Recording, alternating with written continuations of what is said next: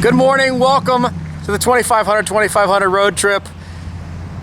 We're about ready to leave, but first we want to introduce you to all of the drivers and their rides so you actually understand who's going on this trip. For those of you who don't know what the 2500 is, we did this trip last year. We went to Devil's Tower, Wyoming and the Badlands. Awesome trip. We had a couple of cars that we just did with 3 people. Turned out to be an amazing experience, so we figured this year, why the heck not? Let's do it again. The world needs some fun, and we all probably need to go do something. So here we go. The premise is $2,500 cars on a 2,500 mile road trip. So today we're leaving Columbus, Ohio. We're headed up north, up through Michigan, all the way across Upper Michigan, into Minnesota, up almost as far as we can get into Canada, and then turn back around and come back down the west side of Michigan, Illinois, Wisconsin, that kind of fun stuff, all the way back to Columbus. Sound cool? Except for the fact we're doing it in $2,500 cars. Now, let me show you who we're taking with us on this trip and exactly what kind of vehicles they got. This is Kevin Mounts, Boosted Lexi on Instagram, and you have a... It was a 2008 Crown Vic police car. It is as close to a police car as you can legally get as a civilian at this point. Full cage, everything. I got it for $380. If you look inside, it's got the full cage, plastic seats, everything. I'd like to point out my creativeness to fill the drain plugs down there with a Patron cap and a wine cork. Starting on the back here, we got a couple working lights pointed towards the middle that work off a switch. So if oh, and you cocked them in? Yep, we cocked them in so it won't leak for the one day of few hours of rain we're supposed to get. So if anyone gets stuck on the side of the road, needs some work lights, I got them covered for that. Back up here at the front, I got my good old CB radio so I can talk to some truckers and make sure, see what's going on in there. We got a 30-inch light bar up here that is right around 45,000, 50,000 lumens. And then we've got this one down here that is a 20-inch that is also right around 50, maybe 60. That one's possibly up near in the 70s. I don't really remember. Those are Amazon specials and they work great. Recommend it to everyone. But yeah, this is pretty much just a full-on cop car. That you've done almost no...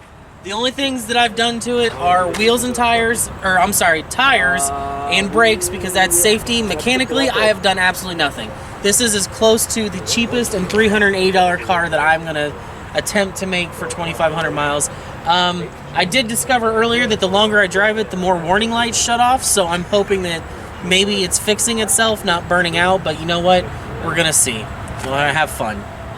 All right, so this is Phil Wilhelmy. You have actually seen, if you've been paying attention on our channel, a little bit of the build process on this Vibe. We got this thing out of a used car lot in Upper Delaware area, and it was a piece. If you haven't seen the videos, definitely watch those. I'll link to them here. Interesting experience, but this thing has seen a huge transformation. Give me a walkthrough about everything we've done here on this vehicle. Sure, absolutely. So we did pull it out of a lot in Delaware for $1,000. When we say pull, it was pulled. If you go back to the video and check it out, the brakes were locked up all the way around. All we knew is that the car did actually go into gear and did actually fire up. So in the meantime, mechanically, it needed a new alternator, battery, fluids, and also an AC compressor, which we probably won't need on this trip, but it does have AC. So other things that we did just for funsies, since we only had $1,000 in the car, is I went ahead and upgraded suspension, did eBay coilovers all around, eBay wheels, some Dunlop tires, and you know, just kind of created a little bit more fun. And basically, black hood is because, well, the hood that came on the car that was silver ended up here on the top. Unfortunately, the hood latch was not working properly and it hit the top of the car at about 45 miles an hour. Now, luckily, we still saved our glass, which is good. It seems to run well, 210,000 miles. It is a 6-speed model and sporty and fun to drive. So if it makes it, I am planning on keeping it. This is honestly, I think, one of the probably the most surprising vehicles of this is how cool this car really has become. Because you see these things on the road and they're like in just kind of clapped out, nobody cares about them shape. Correct. And this thing has become so much cooler. than a Vibe normally ever is. Very cool. I'm very excited for this car. Now, if you watched last year's video, you would have seen a 500 SL, a green one, that did have some complications. You also would recognize the co-pilot of that 500 SL, Ethan Neely. Now, this year, you're going on your own, and you bought... I bought a 1991 300 SL. I wanted to kind of carry the lineage, you know. My dad drove the 500 SL. We did hit a tire, and it was a bummer because, you know, that car was great. And, you know, I found this car. It was a great deal, and I thought, why not take a very similar style car on the trip?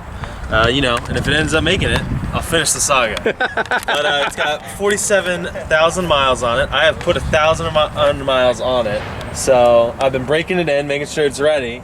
I have it down at school in Cincinnati. It's like my college car. It came with these 19s, which is a questionable decision. I ended up buying another SL that's kind of like a parts car. I wanted the original 16s that it came with for still under $2,500. Both of them combined, less than $2,500. So it's a win-win. Things that don't work, the windows don't go down, the seats don't move back and forth, but that's okay. I'm in a comfortable position. He's in a usable position. It'll be okay. He'll be out the back recording anyway. You know, I had Lucore doing alignment on it. I had him do an oil change service, but that's it. You know, I'm hoping I've put 1,000 miles on it, problem free. I've changed some fuses. Now all of my electronics work. And eventually I'm gonna check out the amp. I think the amp is blown because I got no speakers. The radio will turn on, no speakers though. So it's gonna be a lot of talking between me and Gavin, but it should be fun. I'm excited. I'm very confident I'll make the trip. And you know, except for a little bit with the rain, I'm gonna put the soft top up. But other than that, top down the whole time, cruising. This is definitely the sexiest looking of all of the cars, for sure. Unfortunately, literally the day before the trip, my good friend Sauce decided to back his 2005 Tahoe straight in to the fender. So, as untouched and unmolested as this car was, it has now been ruined by Yasasi. It hasn't bent any of the fender lines or like the, you know, everything still looks OEM, but I'm gonna have True Performance right down in Plain City, replace the fender and paint a couple things, and it'll be back to new. Now this is also going to be kind of our camera car for the most part. For the most part, yeah. So, very, very cool. Very cool. Now you've seen this guy many times on Lucore. We have had a lot of experiences, Tim and I, and Tim is one of the inaugural members of the 2500 last year, which enabled the stupidity. This is the actual pilot of the 500 SL that had a complication. Yeah, now I will say, and we've talked about this before, the complication was 100% a result of Joe. I agree. Making us leave 6 hours late. We drove till like 1 a.m. Yeah. I watched the video. I think we drove later than 1 a.m. It was like 1:30. I'm like, I just hit a tire. I think we're all right. Irony, not all right. But this year, I went with the ultra reliable Japanese. We went with the Infiniti J30. I went with it because the car market is pretty weird right now, and I could not find anything that I thought would be on my list. I had a little list of cars that were $2,500, and because of, I don't know if it's the checks from the government or whatever, but all of a sudden every $2,500 car was $3,000 or $4,000 or $5,000. So this was a one owner car, and owned by an older guy, garage, dealer maintained. And so I feel pretty lucky. I always liked these when they came out. It's based on the Nissan Leopard, which is a JDM variant, similar to, it actually shares, you can actually get this in a T, which has rear wheel steering and stuff from the R32, but sort of an R32 Z32 hybrid. Pretty cool car. It has a great sound system in it, which is not common for cars from the 90s. So I'm excited. I brought my little CD slot pocket thing from the 90s. Yeah, I mean, it's a nice car. I don't think it'll have any problems, famous last words, but we'll see. You did kind of go the most reliable version of all of us. And I've already put, I mean, between Ethan and I, we've already put 2,000 miles on the car. So I think it's a fair assumption that it should be a pretty good car. After it's over, I'm going to get it all spiffed up and sell it on Cars and Bids or bring a trailer, and someone will be able to enjoy the last remaining nice J30 on Earth, because most of them were on their 6th owner and completely destroyed. So yeah, so that's what we got, and not the coolest car on the trip this year, but it'll make it. But the AC works, and that's fun times. Now this is somebody you've never ever seen on our channel, but we've talked quite a bit. We were introduced to each other last year when you brought a crazy Integra to town. Yeah, the right-hand drive K24 swap, the Honda EG with the 62, 66 precision turbo. Yeah. And you took me to your guy I have my tuner, remote tuner with your guy. Right. And by the way, that was a stock motor, making little over 500 on 85, 450 on pump gas. Which was insane. Stock motor. Even your tuner's like, is this stock motor? I'm like, yes, it is. It's not only stock, but it's stock recently replaced also. Actually, yeah, that's the crazy thing about that trip. I was driving here for Tim's, the 80s. What was the Motorbike show. Motorbike show. Yep. And on the way here, at the road, it was chip and seal. And I dipped and I hit the oil pan. And the oil pan smashed and it hit the oil pump and it broke the pickup on the oil pump. They starved the engine, so the engine seized up. I got towed, some Honda fans helped me out. We got another motor, we put it in, and we finished the trip down to Ohio, and then we took it to the dyno on a fresh motor, which that was still a stock motor, but it was way worse than the one I had. Well, crazy. Anyways, those guys are putting the 2,500 mile road trip in $2,500 car. You're looking at a Civic Si here. As you know, I'm a Honda guy. Actually, I did had a CRX that I bought specifically for this trip, and it was kind of recently to the trip, and it just started having all kinds of problems, really bad rust. It's having brake problems, like the lines were rotted. It just needed a lot of work, and I was still planning on working on that and fixing it. And then I got a Toyota Corolla, and the Corolla had slippage in second gear. And then I ended up buying this car like a week ago, but this car I bought at an auto auction, and it was just sitting. It had like mildew everywhere. Lights were like faded. The paint, it didn't even look like shiny. It has some sort of shine to it right now. But it needed tires, it needed an O2 sensor, it needed belts, plugs, filters. Like, I didn't even know if they did a service on this car recently in the past like 20,000 miles, you know? What year is this? This is a 2006, I believe, on the Civic Si. As you can tell, it was an outside car. It was kept outside, so it's all faded. But, and the interior was trash. The interior, some of you guys might have seen it. I sent you some clips. Yeah. Somebody might have barfed in the back seat. There was mice doodle in there. But it took me 2 days to get this car like fully serviced, tires, running for this trip. I know it's probably a little more than the 2,500, but at least I made it to the trip since my cars failed at the last minute. Not just that, this past Saturday I just had a motorcycle accident and I wasn't even able to make it to this. But since I have only bruised out ribs and stuff, I can still walk. But hey, at least I brought a car to the rally, and we see how it does. I don't know anything about this car. I only had it for 2 days. So and you already drove, so 1,000 miles? Yeah, I already drove from Arkansas, Northwest Arkansas, all the way here. So I'm already looking close to 1,000 miles just for a trip. So it'll be an extra 2,000 miles to the trip, right? Total trip. So you get credit for the fact that it doesn't necessarily have to be 2,500. You're on more of the 4,000 trip.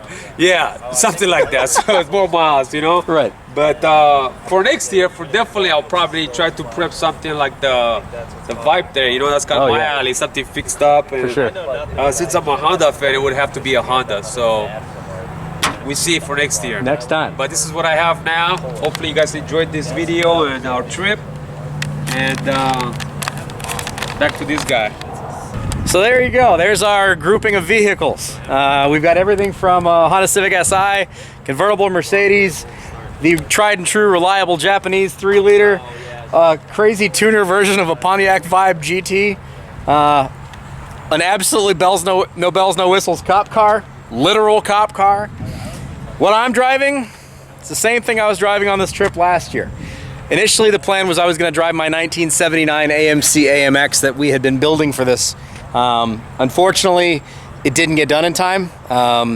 We ran into quite a few complications on that car and it just didn't get done. So the good news is Helga the Battle Wagon, I have been daily driving since we did this time last year. I've now got almost 30,000 miles on this $2,500 car.